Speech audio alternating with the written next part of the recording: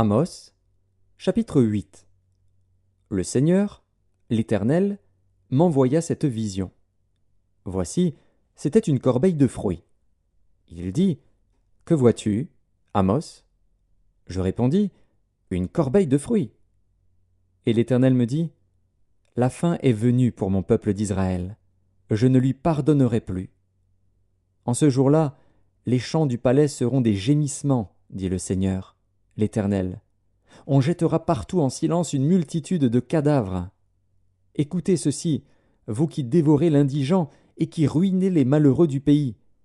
Vous dites, quand la nouvelle lune sera-t-elle passée, afin que nous vendions du blé? Quand finira le sabbat, afin que nous ouvrions les greniers?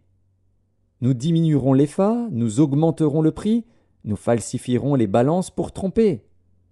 Puis nous achèterons les misérables pour de l'argent, et le pauvre pour une paire de souliers, et nous vendrons la criblure du froment.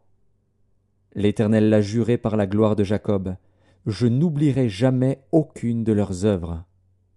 Le pays, à cause d'elle, ne sera-t-il pas ébranlé, et tous ses habitants ne seront-ils pas dans le deuil?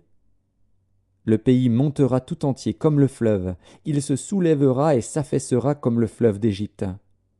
En ce jour-là, dit le Seigneur, l'Éternel, je ferai coucher le soleil à midi, et j'obscurcirai la terre en plein jour.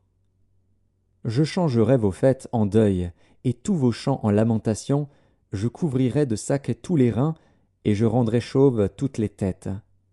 Je mettrai le pays dans le deuil comme pour un fils unique, et sa fin sera comme un jour d'amertume.